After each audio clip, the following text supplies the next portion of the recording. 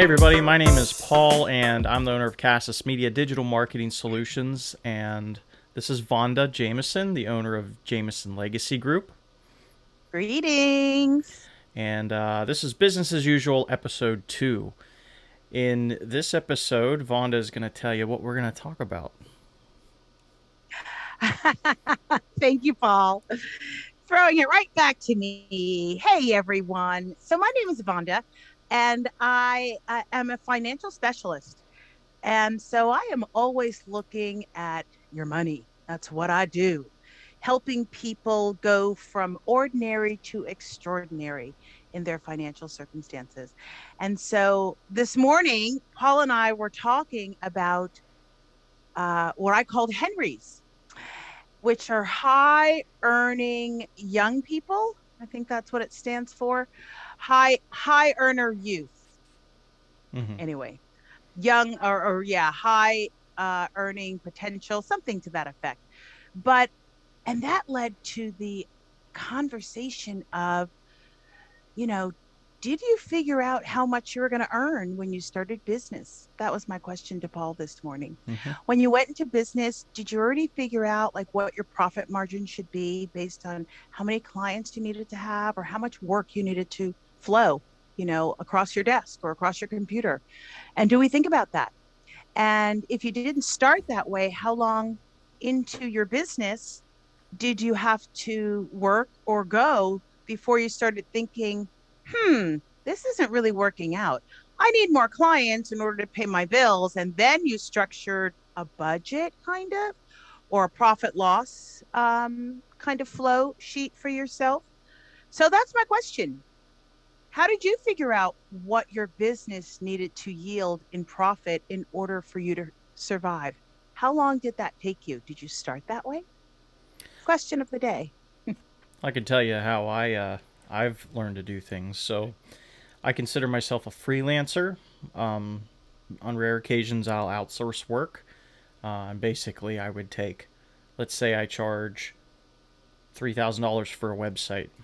I take a certain percentage of that and pay the outsourced person to do that job. 99% of the time, though, I'm doing all the work. So let's assume that I make 100% of my what I charge. $3,000. My monthly expenses, because I live at home with my dad right now. And by the way, there's no shame if you're in your late 20s, in your 30s, living with mom and dad. Nothing wrong with that. This is 2021. The COVID pandemic has wrecked people's finances altogether. So if you need, you do what you have to. Um, forego Yes, the it's for actually very smart. Yeah, forego the ego thing. Like, oh, I have my own place. Don't worry about it. Unless you have like kids and you have to have your own place, don't do it. Just live with mom and dad.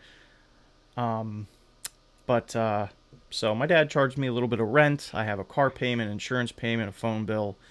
But my expenses are less than 1,000 a month, so that would leave me with about $2,000 if I had one client per month at $3,000. $2,000 to play with. Um, Now, if I were making that $3,000 and I decided, well, I'm going to go rent an apartment, a really upscale apartment, it's going to be $1,500 a month. Well, that right there just tacked on $1,200 to my bills every month, so I have less to play with. I'm self employed, so I have to think about the old man 50 years from now. How am I going to invest right now for that future when I can't work anymore? People my age don't tend to think about those things when they're 70, 80 years old and Mm. they're in a cane. I had a good conversation with a gentleman who worked for a railroad, and he's the one who told me, take care of the old man in your future. So I've started to think like that and put money away as much as I can. Um, and so I always say you're not rich. You're not, you good? Yeah, you're not rich unless you have money in the bank. You're not rich unless you have a way to save yourself in times of an emergency, right? So that's how I look at it. You have to Earn more than you're spending and spend less than you're earning. That's simple economics 101, budgeting 101. Your mic is off. There you go. So it Okay. sounds like you kind of figured it out along the way. Is that what I heard? Yeah. Or you figured it out in the beginning? Did you Along the go in with a plan? Did I go in with a plan? No, I didn't. Okay. Um, uh, Over the years, I've learned the hard way of going through dry spells and good spells. It's something that life will teach you whether you want it to or not. So I didn't go in with a plan, but I did have a business plan. I had an amount that I wanted to make every month. My circumstances were different at the time. I had an ex girlfriend with a kid, her kid, not mine, and so my expenses were much more. They were about 2,000 a month, if not more. So, but it's about managing finances and your expenses rather than just getting what you want. My dad and I have had many talks about this kind of stuff, and he says you basically have to look at your wants versus your needs, right? It's tempting to go rent a condo for 1,500 a month with a pool and a gym and a snack bar where you can get snacks for free before you go out for work for the next day. And depending on where you live, I live in Altoona, Pennsylvania, so it's really cheap to live here. If you live in, was that, I don't know, like New York City, or you live in a big city area or an upscale, gentrified area, you're probably going to pay more in rent. So it just, and it should be that if you're working for somebody, they should pay you appropriately for that area. Um, I'll give you an example. My brother, he's an engineer. He probably makes anywhere between 60 to 80,000 a year, but he's paying a lot in rent. So I wouldn't say he's living paycheck to paycheck, but he's darn close. He's very close. An entrepreneur who's making that amount, they're not just getting paid; they have to worry about paying taxes. So you have to manage your expenses. You have to think of the unseen expenses. And for Henry's, um, I don't know. We can construct an avatar, don't you think, Vonda? Let's yeah. So I don't know. Let's create an avatar for the people here as an example. Because most people aren't. I'll follow your lead. I'm like an avatar. Is this an avatar for a Henry? Yes, yes. Okay. So Huh. let's say okay. I have an example. So Well, let's be clear. A Henry is a high earner, not yet rich. right. Okay. So I think we have to have a prerequisite of what makes a person rich, right? Um, I define it as Ah. somebody who has money saved in the bank. Um, they're able to put things on auto pay and not worry about it. Uh, I I saw a meme once. It said, "What do you? How do you consider yourself well off?" And they said, "If I can put all my bills on auto pay," because most people have Hmm. to manually manage those. Like, do I pay the car bill or the insurance this month? And I've been there. It's scary. I remember being that person. Yeah. It is scary. It's a wonderful measure, though, as you advance in life Mm-hmm. and you get to be my age, to be able to look back and see, have confirmations of your strategies. Mm-hmm. But you're absolutely right. And the thing is that you chip away. So maybe you put this credit card on an auto pay. Mm-hmm. And that way okay, I'm committing to having $50 every month in my account. Maybe you're not putting your card payment on auto pay, but in 3 months, every quarter, my suggestion would be, yes, that's great. Try adding every 3 months because it really is about habit. Mm-hmm. Because if you're making the same money or you're making your base salary, whether you're in business for yourself or especially if you're working, receiving a paycheck, then you can actually do that. It's really about you forming the habit to be able to keep the commitment to yourself, to pay yourself first. Absolutely. Um, I mean, I can tell you that managing your own finances isn't easy, especially when you're tempted to buy something. Um, I'll give you an example. One of the things I've always wanted is an Oculus. You know those VR headsets, and Okay, they're a couple yes. $100s. I've been tempted the last year to buy one, but I know that that is definitely a want and not a need. Um, Mm. but I could justify an expense, right? So let's say, oh, I bought this so I could better interact with my clients or create some new marketing gimmick or something. I could create any kind of justification for that purchase. Um, the question you have to ask yourself is, if I buy this, will it affect my bottom line? So by bottom line, I mean, will it prevent me from paying the things that are going to stop me from going forward? So I've had instances where my phone had to be shut off because I wasn't able to pay my bill within 30 days. So that stopped me from taking phone calls from clients, and I was only Mm. available via email or Facebook. That doesn't look very good as a professional. So So you had to prioritize. yeah, Mm. yep. So what I realized was I need to come up with a financial plan where I save so much money every month. That way, if I get in a pickle like that, it's okay. It can come out of that savings account. Um, and I always thought, oh, I don't need a savings account. They're only giving me like 0.0001% or whatever it is these days. Um, Yeah, you're paying attention. yeah, oh yeah. Bank savings accounts aren't what they used to be. But if you were to use like a investing account as your savings account, let's say you invested some in crypto, because I know that's been a thing. But be careful with that because that's very volatile, which means those values of those cryptocurrencies change a lot. Um, and I still don't understand the whole mining thing, just as an aside. But you should look into that or stocks. You can use Robinhood; it's free.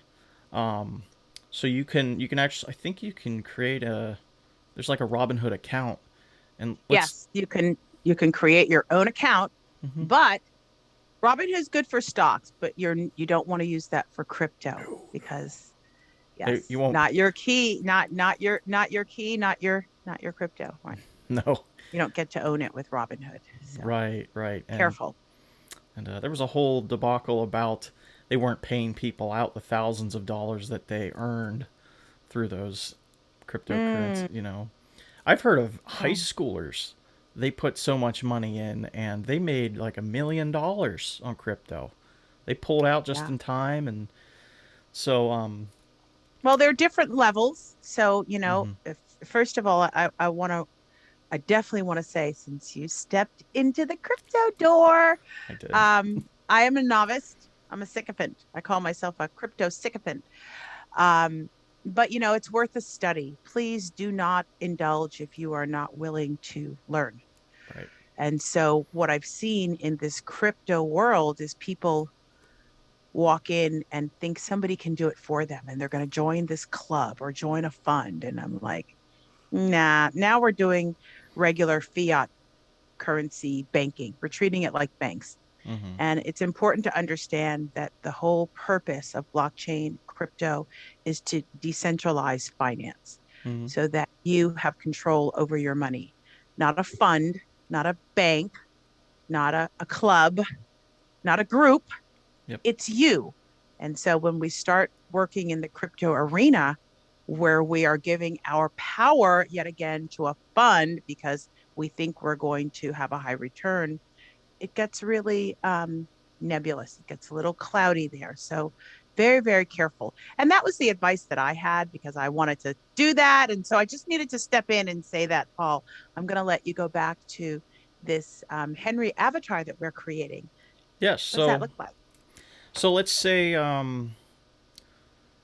I would say, let's say it's I have a female friend that I met in college, and we'll call her Lexi.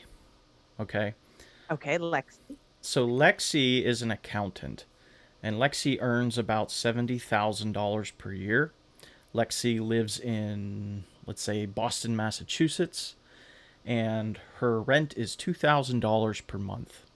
You ever notice those places where the hipsters go? It gets a little more expensive. You ever notice Yes. that? So, Luxury. Uh-huh. right, All of a sudden it becomes luxury just because of the culture, right? right. And the culture, um, people want to live that high life, especially young people, because all they see on Instagram and Twitter and Facebook is people at the beach. They're looking out over lagunas and the islands, and they want to live that luxury, posh, party young life, right? Yeah. They're not setting. Hey, we all want to live our best life. Yeah, So absolutely. It's right, very, very, very intoxicating and attractive. right. Absolutely. The problem is you can only sustain that for so long before you start to run into issues because and I forget what this effect is called. Let's say you get this nice apartment and you buy a couch and you buy your kitchen stuff and your bedding and your bed and then all of a sudden you're like, I need like three different sheet sets for my bed for the different seasons. And, my car, I could really use one of those steering wheel covers. And I could use, you start to add things that are really unnecessary. And I don't, you can stop me if you know what this effect is called. But you start to, you buy decorations, you buy things that are, your expenses start to roll out of control. You start to You begin to live beyond your means. basically, yeah. So I think that I think people need a little more discipline with their finances and what they're spending their money on. And it really requires a high level of self awareness. So let's say Lexi isn't very good at this and she's a Henry. So she imagines herself, let's say she's 28 like me, and she's been doing this job since she got out of college. She's working on a master's degree, progressing up the corporate ladder. But she's understanding that she's only making 3,500 a month, but her rent's 2,000, her car payment's 345, her insurance is $150. So she really maybe only has like 300, $400 left a month, and yet she's making 70 grand a year. So, and that 70 grand is gross, not net. So, how is she going to become rich in her mind, or how she envisions being rich? Because some people maybe earn 30,000 a year and they're like, I'm rich.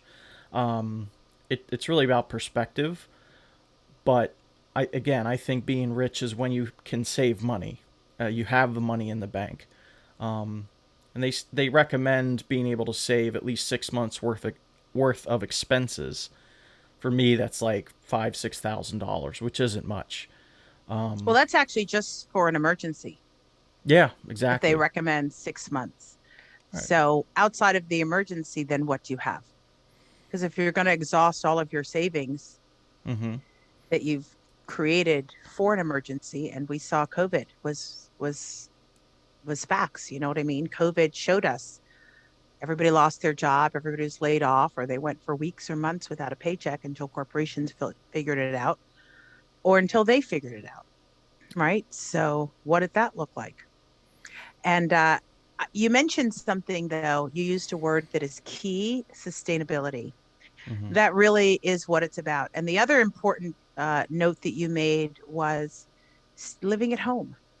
I think that as young people, when we're young, we're so eager to be an adult and, you know, live on our own terms, right? Live independently. Mm-hmm. And that's really great. So those that are going out and maybe getting, two or three roommates so Mm-hmm. that they can start small with their overhead, very, very smart. Mm-hmm.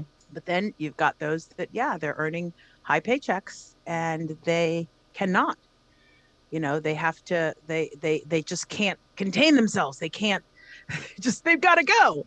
I was one of those. I had to go. I chose the roommate route though. I definitely managed a very low overhead when I went out on my own. But it's very intoxicating to see, every city, every state is building. There's construction everywhere. They're putting up these beautiful condos and high rises, and everybody wants a piece of that.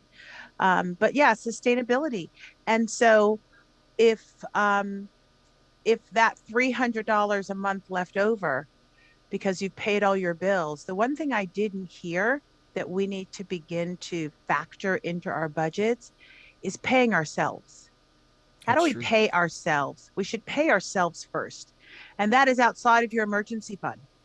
Right. That is outside of your car payment. That is outside of your phone bill every month and your rent and your insurance.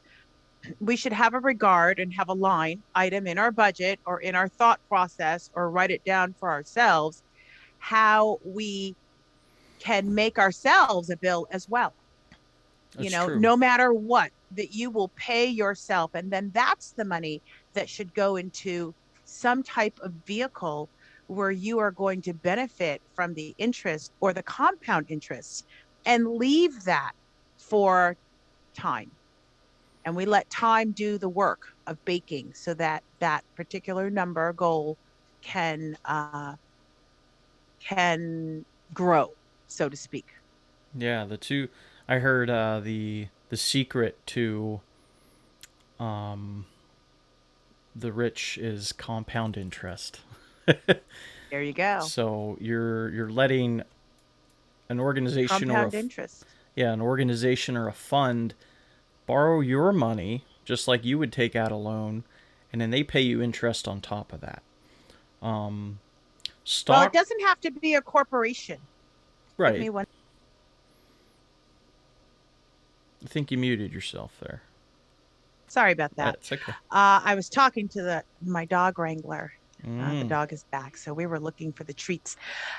So compound interest, it doesn't necessarily have to be with a fund. You don't have to, but what it is you're going to invest in something that is going to yield great interest. mm-hmm. And that interest that you yield for that month or that year becomes part of your ownership. And it keeps being returned to your bottom line so that you end up interest on top of interest on top of interest. So if I have a fund, I'll give you a perfect example, actually, since I am a broker. If I have an insurance fund and I am putting in $200 a month. Mm-hmm. Now, I love to use insurance, and thank you for opening up this door. I love to use insurance as a way, as a strategy to create, high earnings numbers, right? Right. It's a long-term vehicle. Great, because we said we've got $300 a month, right? So if I'm 27 years old, I need to be looking at where's my money going to be when I'm 40, right? When I'm 50, Mm-hmm. because we don't have those answers right now, right? We don't, Social Security probably won't be around when you're 57 in 30 years. No. So, where can you shake and bake your money so that you are good? And I appreciate that motto that your father told you. Amazing. Please lock that in. Do you want to repeat that again Yeah, you have. about long range money? I love it. I'm going to write it down. Yeah, so you have to basically consider your wants versus your needs, and that was his saying to me. There was a gentleman I had spoken to, and he said, "Take care of the old man." There you go. That's the one. Take care Right, of the old man. right, or old woman, depending. Um, And that's a difficult vision to have when you're young mm-hmm, and you've got so much energy and you only need 4 or 6 hours sleep. It's a challenging visual mm-hmm, to see yourself old. However, it's important to make sure that you can sustain your life, because we don't want to be, as I always use as an example, we don't want to be 75 years old. No one will hire us. And so we end up in a Walmart because we didn't put away enough money. right. That's the deal. So let's say, so what I've done, one of the strategies is, yes, I love crypto, real estate, Hmm. and please use real estate if you can get in on deals. You definitely want to look at that. And it's great to do it as a collective as long as you have the right legal structure in place so that everybody is going to be successful.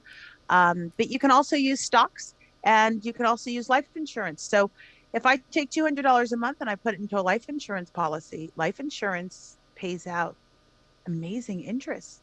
Hmm. I've seen numbers that look at, I'm looking at 6.45% interest right now. So if I'm going to get 6.45% interest annually on my $200 investment, what is that? 2000, was that $2,400 a year? Hmm. So $2,400 a year at 6.45, that's just added to my base investment. Right. So next year I've got not only that $2,000, $2,400 plus the 6.45 interest, and that's going to all collect interest the following year too. Right. And the year after that, and the year after that. So everything that I'm making in interest, I get to add to my initial deposit, and we continue making interest on the interest. Here's a And that's question. what compound interest is. Yeah. Here's a question for you, that maybe you can help people understand. If I were to start a bank, do you know what happens, what they do with the money that's just sitting in my account? Why would an organization start a system where I can just put in $100 or deposit my paychecks? What do you think they do with that money? They buy Well, they insurance, don't give it to you. right? They buy insurance and they don't. They buy insurance and they use your money in the market. Hmm. This is how the S&P market is funded. Yeah. And Okay, through insurance isn't stocks. taxable. Correct. Well, some insurance So, depends, right. but most insurance, you're right. You can partake in tax-free withdrawals. And so what happens while we're putting all of our money into a bank, they are playing with our money. So Hmm. is the government. If you have a 401k, perfect example. You're putting your money into that fund and the company is using that money. That money is directly tied to the market, Hmm. which is why when people lost in their 401k, they lost a lot of money. And guess what? That's not returned. Yeah. You don't get it back. I'm sure you know people that lost or family members, elders that maybe had a 401k for 20 years. And, with the last crash, I think what, 10 years ago or something, people lost a lot of money to the sum of 8,000, 10,000, some $100,000, depending on that's crazy, but we don't understand. So you're absolutely right. I don't recommend people save money in a bank because Right. only the bank is going to profit. I mean, it's okay to have a couple $1,000s in your savings account or your checking account because we need to use the flow of currency. We need to use our money. Hmm. But if you're really trying to pay yourself first, and then you should put your money in a vehicle that will work for you and be successful for you. What a bank does is they take your money and they are playing with it in the market, right? They're investing it.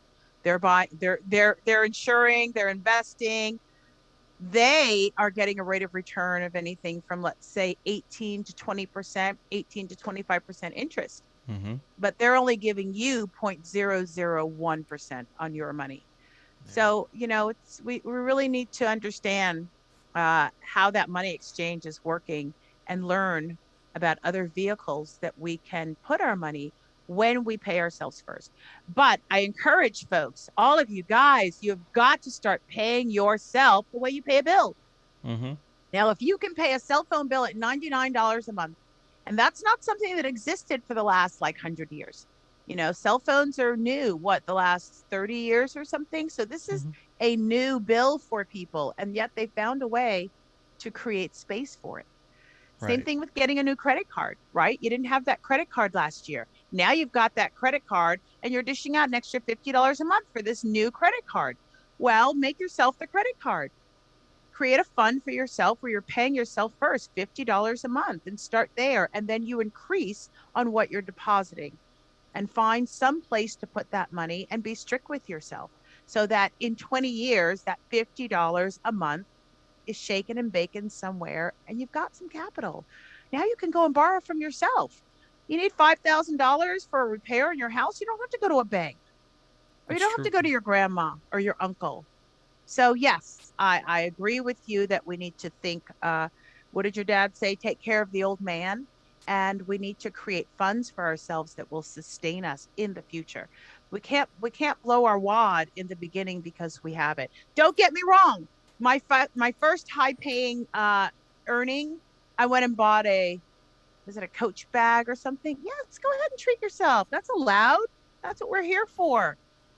We want to work and appreciate the fruits of our labor. But on the other side, once again, that's a line item. We need to put away money for the things that we need. Right. So, yes, absolutely. Yeah, it's funny because I was thinking of how, you know how there's that stereotype of men when they buy presents for people, they're usually something like useful.